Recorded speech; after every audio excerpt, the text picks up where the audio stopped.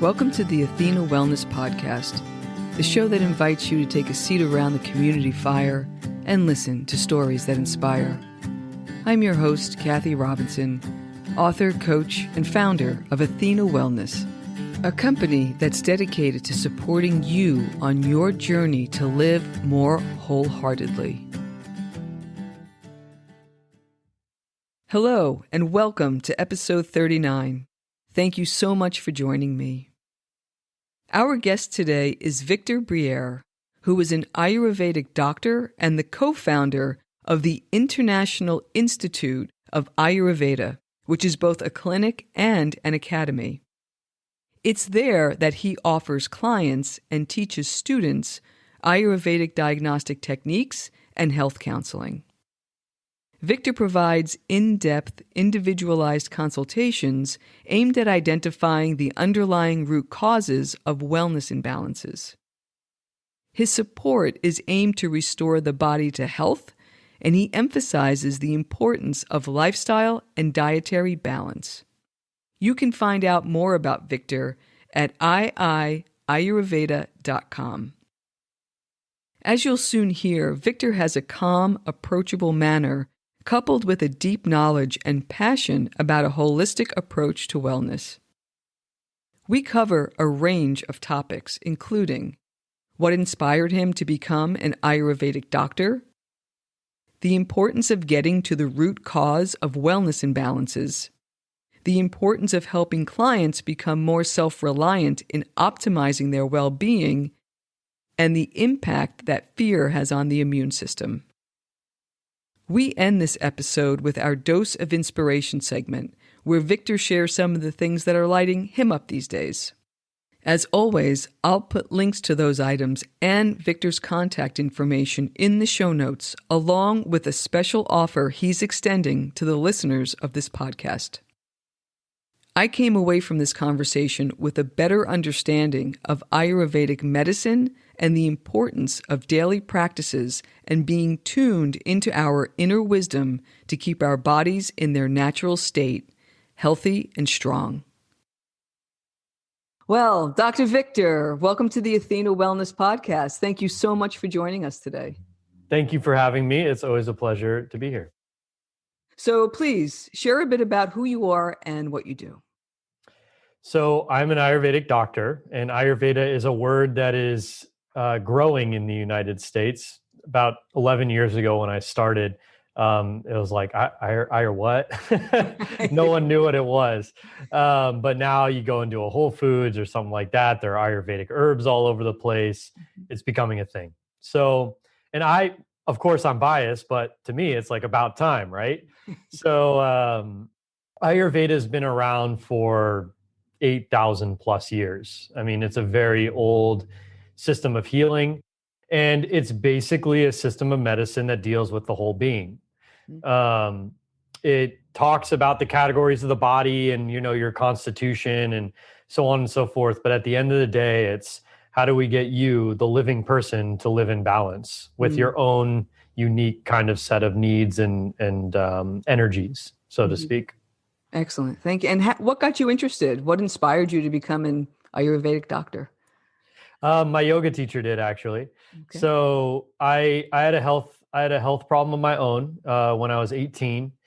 It was nothing too crazy, just a back issue. And I grew up in Southern California with a very typical attitude towards health, which is, hopefully you're healthy. And if you get sick, you go to a doctor, and hopefully the doctor can fix you. And if the doctor can't fix you, you see another doctor. And then, that kind of attitude. Mm-hmm. So that's what I did. I said, okay, well, time to go start seeing a doctor. And that doctor couldn't fix me. And so then I went to another doctor and another specialist and an MRI and a EEG and a this and a that.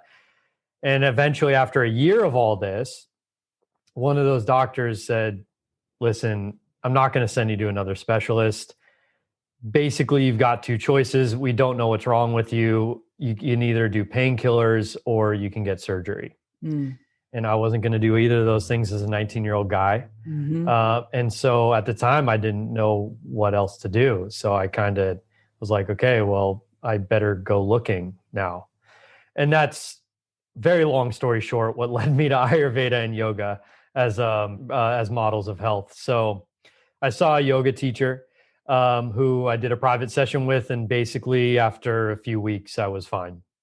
Had you ever done yoga before that? Like, were you interested in any of this stuff before that? No, I mean, maybe philosophically a little bit, Yeah. but never really. No. So it was really a search. Oh yeah, it was a search, and I didn't know. I was getting some people were saying, "Oh yeah, it's great," and other people were like, "Oh, that stuff doesn't work," and the whole who do you listen to, right? Right. So yeah, at the end of the day, I listened to myself, and it was great to heal my little back issue. That was great, but more than that, it just opened the doors to this like world that I didn't even know really existed that I could explore, and frankly kind of dispelled a lot of the mythology around health that I was raised with. And that was a big deal for me. I said, well, if this is true, then what else is true? Mm-hmm. And maybe this isn't the only way to look at health, where it's like just cross my fingers and hope I don't get sick. Right. So I'm trying to picture you as a 20-year-old guy Yeah. starting to get into this other stuff. You still have your friends. Right. Right.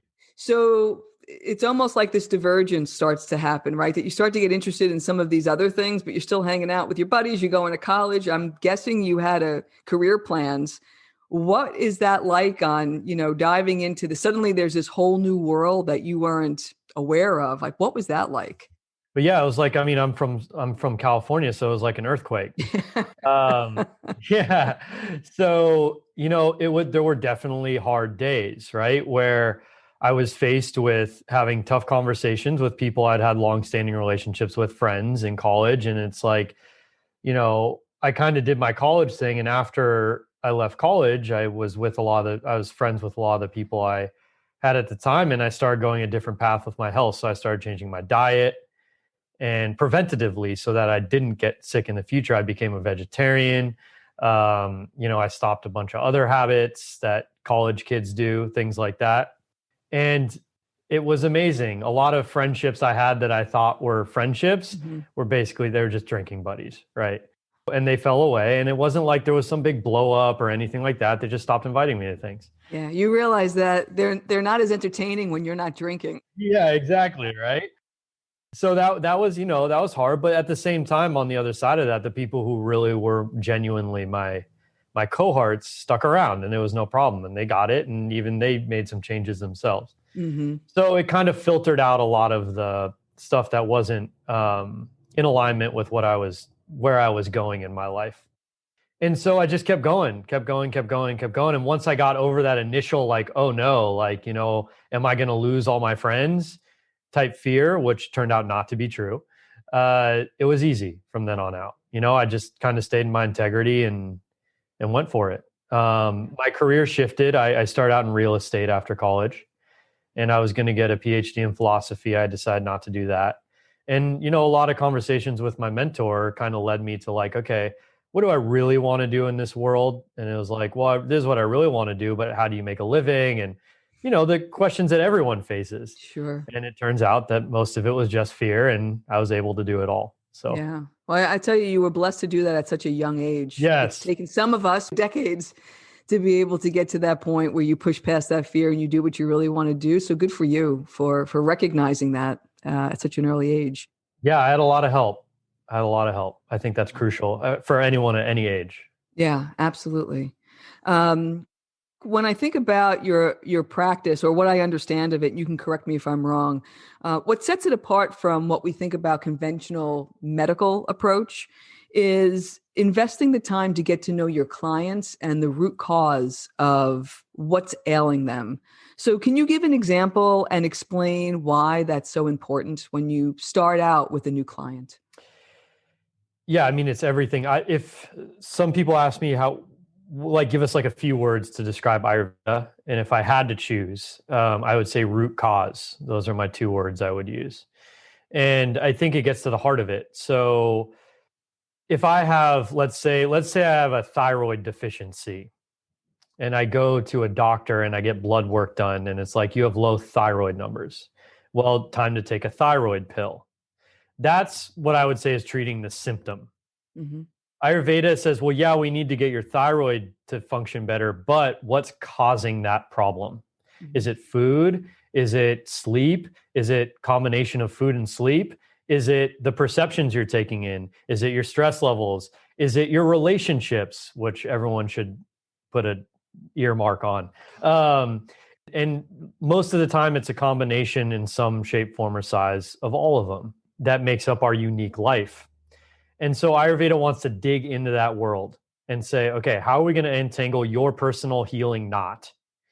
Because I'm not just going to give you this pill that's prescribed for everyone with low thyroid. It's not going to happen in an Ayurvedic consultation. So, of course, there are commonalities between us and motifs and themes and stuff like that. But when you get down to it with someone, you got to get into it with them personally. So that's why an Ayurvedic, at least in initial appointments, 45 minutes, not 5. And you got to explore all the areas of your life where these root causes are generating the pathology, as opposed to just, what's the problem? Is there a quick fix? Yes or no? Let's do it. Mm-hmm. And it's beyond the physical, is what you're taking everything into account, mind, body, spirit, holistically. Yeah, because our physical body is basically this expression of the physical plus. The physical plus are our energetics and our mind and our way of living. Our physical body is very communicative, and if you know its language. Mm-hmm. Yeah. And there's another element of your practice I really appreciate, and that's the goal of self-reliance for your clients, helping someone learn how to optimize their own well-being by connecting with their inner wisdom. And you've alluded to it a little bit in what we've just been talking about, but can you speak more to that, the importance of someone being able to recognize some of the causes of the root cause themselves? Yeah, so a lot of times that's where a consultation will start. Someone will come in and they'll say, I noticed this, or I noticed that. I noticed that whenever then XYZ happens. And to me, the door has cracked in their personal wisdom. And it's like, okay, let's open that door fully and really understand what this is, because that's going to be tied to this, and then that's going to be tied to something else. And you can connect the dots or fill in the spider web, or whatever your personal metaphor that you like to use is. And it's going to unlock all these connections for someone as to why they're experiencing something in their body that is being actually produced by almost always a lifestyle issue. And for better or worse, we have a lot more responsibility and creative power over our health than we like to think. And that's not to say that if you get diagnosed with cancer, it's your fault, but it is to say that, yeah, let's be honest. The things you do at 20, 30, 40 affect you when you're 50, 60, 70. So you got to be aware of that and keep it and maintain your body in a healthful way to avoid a lot of future disease. And that's where it really helps to get help, because I think that a lot of people have an intuitive starting point. Mm-hmm. It could be the phrase, something's wrong. I don't know what it is, but something is wrong. Another thing is like, I just feel like these things are connected and I can't find answers. Those kinds of things. It's always a really good starting point. The only place I caution people is that when you're out of balance, the mind does really funky things.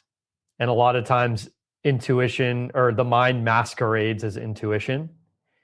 And that's when it really helps to have an extra set of eyes and ears, because it's like, I really just feel like my body needs more protein, so it's time to go have a hamburger at 9:00 at night.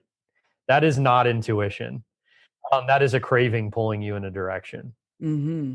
So there's that game that we play with ourselves. So I think we get a lot of intuitive starting points, but then it's tough to just navigate the waters alone, especially if you don't have experience in the health worlds. Is there some way to learn to discern that? Because I know you talk a lot about breath work, and I'm thinking like, is it about calming? Is it about trying to hear the different voices of what might be ego, what might be wisdom? How does that work? Yeah, in theory, it's all that. In practice, it tends to go the other way more often than not, where we get really calm, or we think we're really calm relative to ourselves. And then we maybe get some kind of insight, and maybe it does have a nugget of truth in it, but it's still the ego. Because we have layers of consciousness. We got consciousness, we got subconsciousness, we got unconsciousness, and probably 30 layers in between all those. And things that we often think are like, our true voice, we later find out we're just another layer of our subconscious or something like that, which is fine. But I run my intuitive findings by people, multiple people who I trust, people who will tell me the truth, people who know me really well. I very rarely just, that's my intuitive insight, going for it, regardless of what it is. Because we trick ourselves so frequently, especially when it comes to places where we have fear, like the health world, relationships, stuff like that. Mm-hmm, mm-hmm. Can you give an example, and not to disclose any kind of patient information at all, you can make up a hypothetical example of where you may have started in one place, but in working through with the client, you wound up someplace else and really hit on what that root cause was. So just an example of how you can kind of need to navigate through some of those different layers of consciousness. Yeah, sure. Here's a great example. Young lady in her 20s. And she comes in for, I'm trying to remember, it was years ago now, the original reason she came in. It was for like a digestive issue or something like that. That's why she sought me out. So we start talking and, what do you eat on a day-to-day basis? So as I'm listening, it's like, and yeah, she's the kind of person who would use that. Well, intuitively I feel. So it turns out that as I'm listening, it's like, well, she has an eating disorder. It's very clear. She's underweight. She's, very obsessive about her food choices. Everything's revolving around food. Relationships are based around food. All her emotions are tied into food. So we start talking. It turns out that, she's binging and purging. Mm. So there's no point in talking about some herb I'm going to give her for a digestive issue if she's binging and purging. Right. Right. So that's the real issue. So then we start talking about that. Why? We're going down the rabbit hole. Well, of course, she came from a traumatic past. She had an abusive family life. And then there's even beyond that, which is, okay, so why are we now responding to the past the way we are in this moment? And this sounds like kind of almost therapy, but it's not. It's the Ayurvedic pathology of an illness. And so when we eventually get to the root cause, which always comes down to like, why is she making the choices she's making now? Not the choices she had to make when she was 15, but the choices she's making now. Then we get into the realm of what can we change? What are we willing to change? And why or why not? That's really where the hard work comes in, but the rewarding work comes in. And that's where most people's health issues stem from. We all have stuff, maybe not that extreme, but we all have stuff that follows that same general pathology. Mm-hmm. And just following on that, it just reminded me of, there was an old joke of somebody going to a doctor's office and the guy saying, "Give it to me straight, doc. How long do I have to stop ignoring your advice?" Yeah. So my follow-up question to that is, the non-medical approach is more in line with my own belief system. So that would be a relief to me to hear, okay, we have to really look at your choices and why you're doing what you're doing. But I know that scares a lot of people. Terrifying. Yeah. So how do clients stay motivated through that process? Because it's not a quick fix, right? No, it's not. I mean, there are some things that are quick fixes for sure. And that's great. Most serious chronic disease is not a quick fix, but we seek that quick fix. We crave that quick fix because we just want to go on with our life. But unfortunately, we have a relationship with this body that we have. And that's kind of like saying to your spouse, just do what I say and let me go on with what I'm doing. That's not going to create a very good relationship. Right. That's not really a relationship at all, right? So we have a relationship with our body. And, to go back to our young lady who is suffering from the eating disorder, if we dig in a little bit deeper, it's like, okay, so, which is very relevant to this, that moment of fear of change. So, your parents who were very abusive to you, why, during the course of the consultation, why do you keep spending so much time around them? Are you financially dependent on them? Yes. and they owe it to me. Okay, right? So now we get some vengeance, we get the darker side of ourselves that we don't like to look at, right? So there's a trade-off going on. There's tolerating this abusive situation, and then there's a feeling of entitlement, and there's a feeling of fear of facing the world, and just like, will these people ever love me like they were supposed to? All that stuff is mixed in. And I'm not saying that anyone's right or wrong or good or evil. It's everything. The parents, of course, shouldn't have abused her, but also she's got her responsibility to play in it now that she's older and does have the ability to fly free, so to speak. So that's when the fear hits, right? It's like, well, wait, if I stop eating what my mom cooks, I'm threatening that relationship. If I threaten that relationship, where am I going to get my income? Maybe I'll just live with my digestive issue. Mm-hmm. So that's where Ayurveda gets tough, but that's where it gets real. And that's where when we make those changes, we get big rewards that we never even expected to get, because those are the kind of changes that really change more than we think they're going to change when we step beyond that fear. And I'm sure it's incredibly rewarding to be able to see the folks that actually do get through that fire. What's amazing to me is that, when you started when we were talking about, your friends and being that mirror for them, and some chose to change and some kind of went their way. And now we're talking about the mirror to the self. Yes. And having to face, this is what's really going on. Now, how do we address the issue? And that's intense. It's very intense. And these ancient healing traditions all point towards that stuff.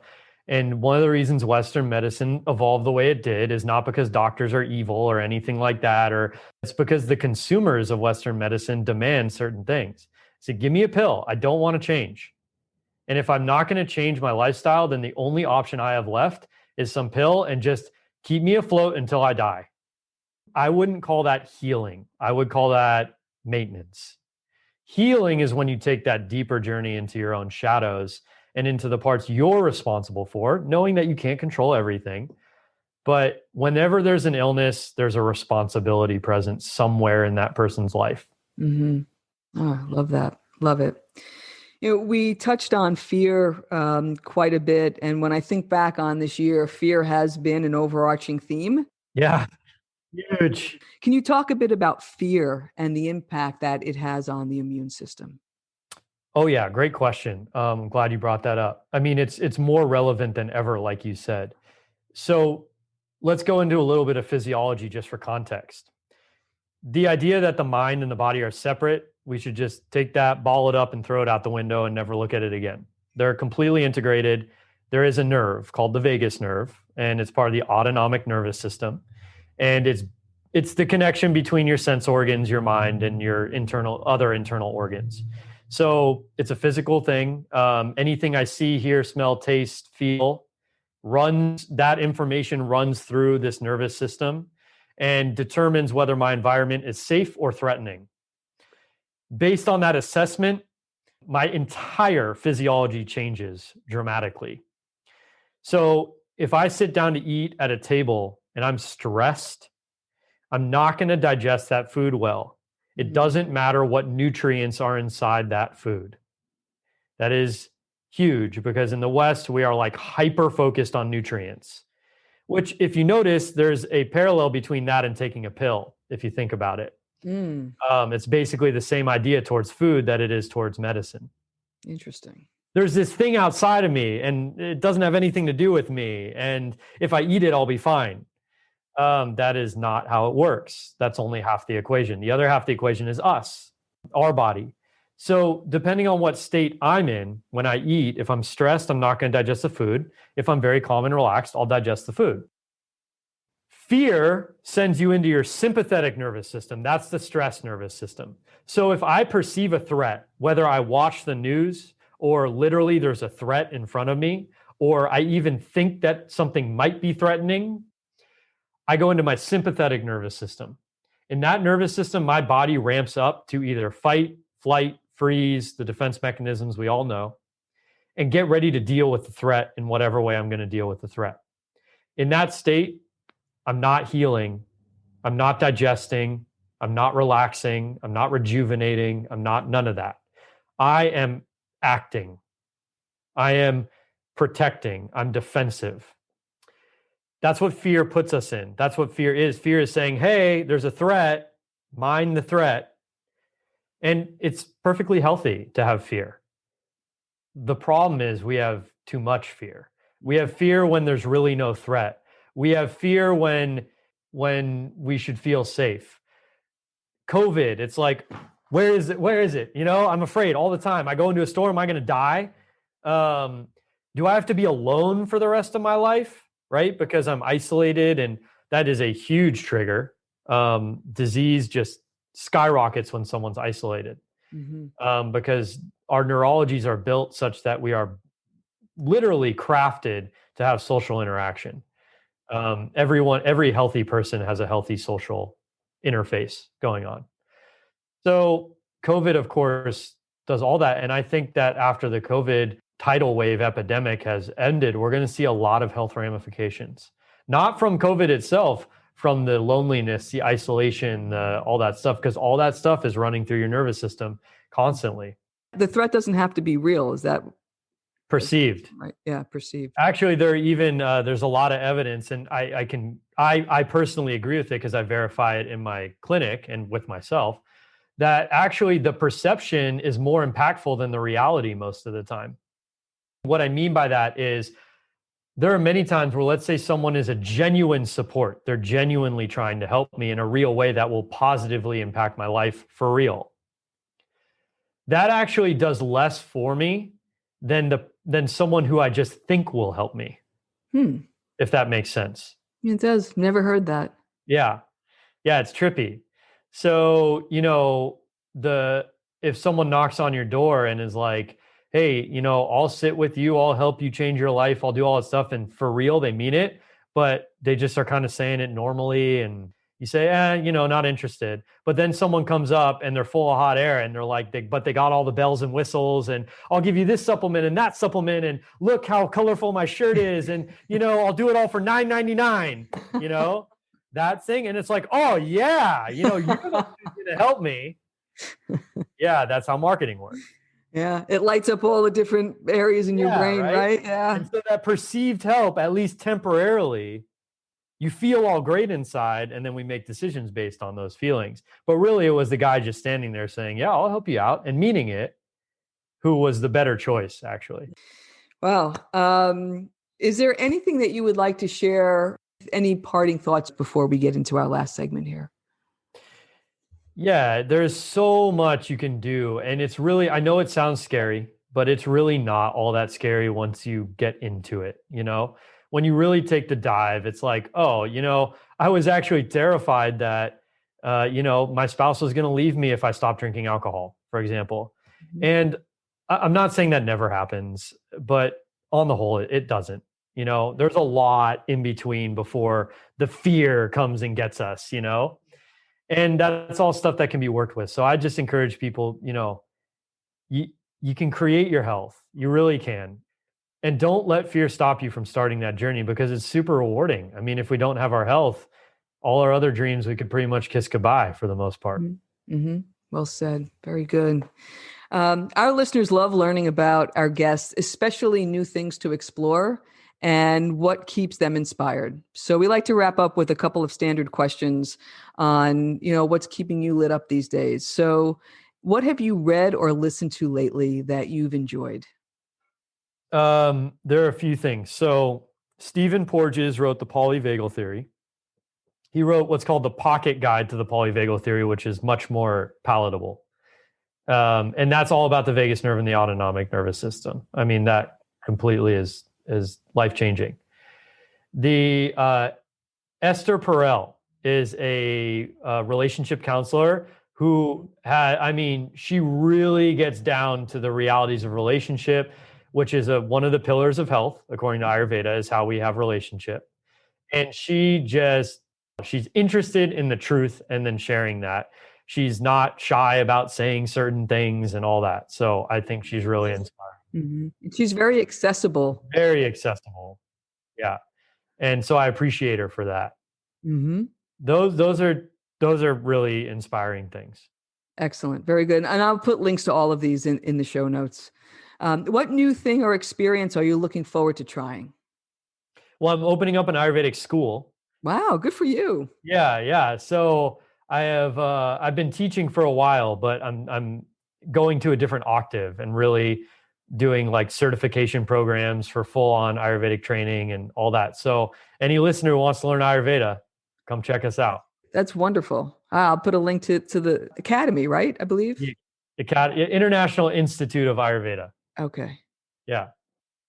And then as we're coming out of the pandemic here, envision your perfect road trip. Where would you go? What do you do?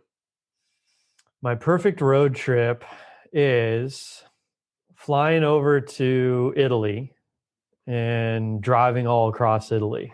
Nice. Yeah. Beautiful.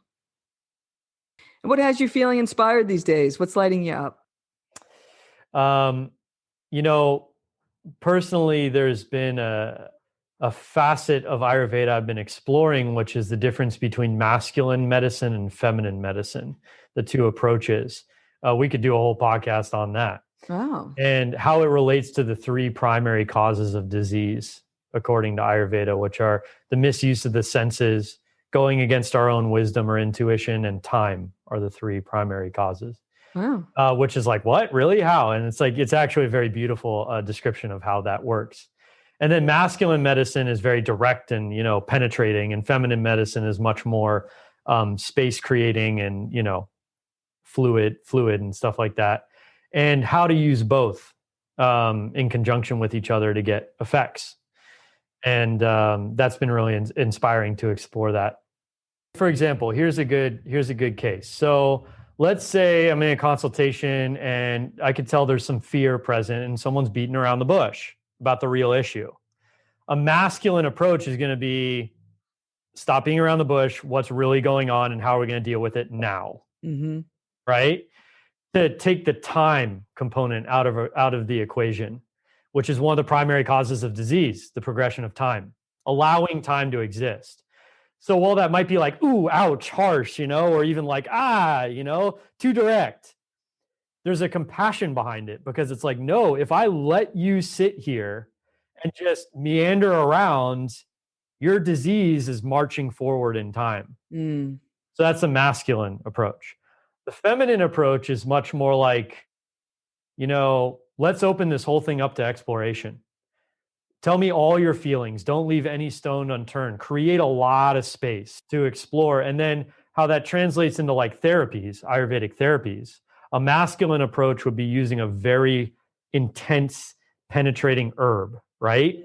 Like we do a nasal administration in Ayurveda that just like, man, it just hits to get like an effect really fast and really intensely, which should only be used in certain contexts. A feminine approach is going to be doing, hours of therapies that get someone in their parasympathetic nervous system so that they can finally relax and finally their body can start a long-term rejuvenation process. And you're using oils and you're going slow and methodic and there's no harsh anything. Mm. That would be much more feminine. Oh, fascinating stuff. Yeah. And then the last question, what has you optimistic about the future? I do think people are waking up to like, hey, taking a pill doesn't work. I end up needing a pill for my pill. And yeah, so I think people are really waking up to that. And that's great because it will change the face of Western medicine. It will change the face of how we do healing in the West, and it's time. And, what gives me hope is that people are going to really wake up to the fact that, we really need to stop just eating meat every second we get. Like literally, I know I'm not saying that there isn't a time and a place to eat meat. It's in Ayurveda too. If there are certain diseases that you use meat to heal, but 4 or 5 times a day with just destroying the environment and everything. And I mean, it's gone way beyond hunter-gatherer, right? It's so far beyond that. Yeah. Right. Wonderful. And then what's the best way for our listeners to get in touch? You mentioned the name of your website, but if you can give the info, and I'll put links as well. Yeah. Easy to reach me. Ayurveda.com. And anyone who comes, if they want to type in your name in an email or whatnot, then I'm happy to give them a free, just like talk on what is their Ayurvedic constitution, please do that instead of taking one of the online quizzes, because one of the online quizzes is going to end up telling you what your imbalance is, not what your balance state is. And you don't want to perpetuate your imbalance. So happy to do that and connect with people. Okay, that's wonderful. I'll put that in the notes as well. Well, I really appreciate such a lovely conversation. Thank you so much for explaining what you do and the impact. And I hope our listeners will reach out and have a consultation. That'd be wonderful. Thank you so much for your time, Dr. Victor. Thanks, Kathy. Appreciate it. Thank you so much for joining me today. I know there are many ways you can spend your time. Thank you for choosing to spend it with me. Until our paths cross again, be kind to yourself and show your warrior spirit some love. If you know anyone who could benefit from today's episode, please pass it on. And many thanks for supporting the show by subscribing and leaving a review. It means a lot, and it helps others find their way to our circle. If you'd like to access the show notes, have a question you'd like addressed on a future episode, or would like a transcript of this episode, visit www.athenawellness.com/podcast. Until next time, be well.